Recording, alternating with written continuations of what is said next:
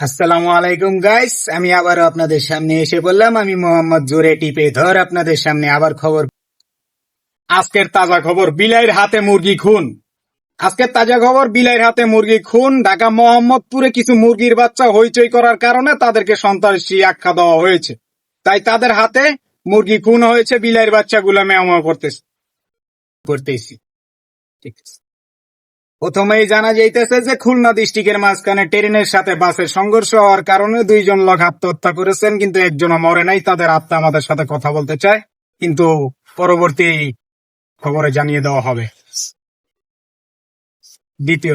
দ্বিতীয়ত Dubai rail লাইনের দিক দিয়ে ট্রেন যাওয়ার সময় উড়োজাহাজের লগে একটা পাখি ধাক্কা খায়, কিন্তু ট্রেনের কোনো ক্ষয়ক্ষতি হয় নাই। ট্রেন যতটুকু যাইতেছে পাখি অতটুকু খালি আউ আউ করতেছে, আমার চিকিৎসার জন্য কিছু করেন।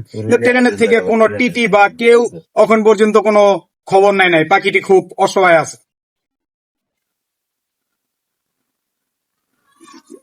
দ্বিতীয়ত খবর পড়তেছি, সিরাজগঞ্জ রাষ্ট্রের থেকে বাংলাদেশ আসার সময় সিরাজগঞ্জ রাষ্ট্রের এক পাবলিক বাংলাদেশ এয়ারলাইন্স কে অ্যাটাক করছিল। সেই সময় উড়ন্ত অবস্থায় অ্যাটাক করা অবস্থায় কিন্তু প্লেনটিকে থামাইতে পারে নাই, অবতরণ করছে বাদামতলী বিমানবন্দরে।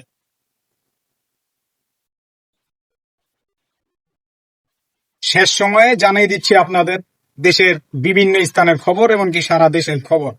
ঠিক আছে, ইসরায়েল আর লেবানন উত্তেজনার মাঝখান দিয়া ওদিক দিয়া আপনার ভ্লাদিমির পুতিন কইতাছে পারমাণবিক বোম মাইরা দিব, যে কোনো মুহূর্তে ইসরায়েলের ঘাঁটি উড়াই দিতে পারে। এদিক দা কইতাছে ইব্রাহিম খামিনি কইতাছে যে ইসরায়েলকে যে কোনো মুহূর্তে আমরা উড়াই দিতে পারি, তো আমরা শান্তশিষ্ট হয়ে চলো, আর নাইলে নেতানিয়াহু তোমার খবর আছে। আজকের খবর এ পর্যন্তই, আবার দেখা হবে আপনাদের সামনে।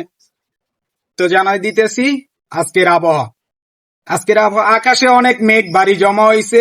ইন্দুর বান্দর যা আছে সব মাটির থেকে উপরে উঠতেইতাছে, খেলাধুলা করব। ওদিকে মেসি ম্যারাডোনা ওরা মাঠে নামার জন্য প্রস্তুতি নিছিল। এই সময় ঠাডা পড়ছে মাঠের ভিতরে। কাবিলায় গিয়া মেসিরে কইছে আপনি আজকের জন্য বিরতি, আগামীকালকে 3 ঘটিকায় ম্যাচ শুরু হবে, আপনারা থাকবেন।